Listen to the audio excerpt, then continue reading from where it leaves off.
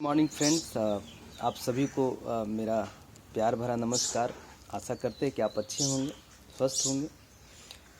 एक बहुत ही अच्छी स्टोरी है जो मुझे लगा कि आप सभी से शेयर करना चाहिए। एक समय की बात है, एक गांव में एक व्यक्ति रहा करते थे जो बहुत ही आशावादी हुआ करते थे।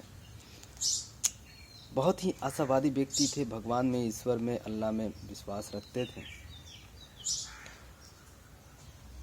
उनका मानना था कि सारा जो भी चीज़ होता है वो कहीं ना कहीं हमारे ईश्वर के माध्यम से ही होता है, और वो आशावादी थे। जीवन में कभी भी किसी भी व्यक्ति के साथ उन्होंने गलत नहीं किया था, भगवान में संपूर्ण विश्वास रखते थे। पर एक समय गांव में अचानक बाढ़ आ गई, उथल पुथल मच गई, लोग यहाँ से वहाँ भागने लगे। लेकिन उस व्यक्ति ने क्षण भर भी इसका डर नहीं था उनके जीवन में, और पानी का स्तर लगातार बढ़ रहा था। गांव के लोग सारे छोड़ के जा रहे थे। वहाँ से गांव के लोग आए, बोले कि पंडित जी चलिए, इस गांव में अब बचना मुश्किल है क्योंकि बाढ़ का स्तर बढ़ता जा रहा है। वो व्यक्ति ने जवाब दिया कि नहीं, मुझे मेरा ईश्वर बचाएगा, मेरा भगवान बचाएगा, क्योंकि मैंने भगवान की दिल से सेवा की है। लाख समझाने पे भी वो व्यक्ति नहीं माने और गांव के लोग चले गए। पानी का स्तर बढ़ता गया, पानी कमर तक आ गई, पानी कमर तक आ गई, पानी सीने तक आ गई। सारे लोग जा चुके थे, कुछ लोग अभी भी बचे थे जो जा रहे थे। तो नाव आई और नाव वाले ने भी कहा कि पंडित जी अब चलिए, क्योंकि अब नहीं, अगर चलेंगे तो बचना मुश्किल है, संभव, क्योंकि पानी का स्तर और बढ़ेगा। फिर वहाँ पे वो बोलते हैं कि नहीं, मेरा ईश्वर मुझे बचाएगा, क्योंकि मैंने दिल से सेवा की है, उनकी दिल से इज्जत की है, मैंने किसी का बिगाड़ा नहीं है, और मुझे पूरा विश्वास है कि मेरा भगवान मुझे बचाने आएगा। पानी का स्तर और बढ़ा और पानी गर्दन तक आ गई। वो अपने छत पे चढ़ गए, लेकिन पानी का स्तर कम कहाँ होना था।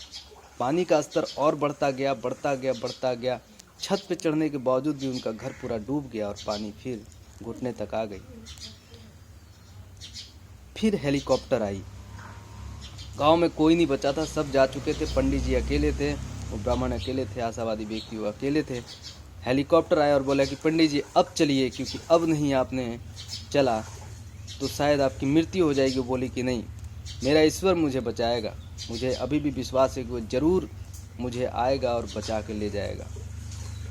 लाख प्रयास करने वाले के बाद भी वो हेलीकॉप्टर वाले के साथ भी नहीं गए, और पानी का स्तर बढ़ा, बढ़ते बढ़ते उनके गर्दन तक, पूरी सर तक पानी आए और उनकी डूबने से मौत हो गई।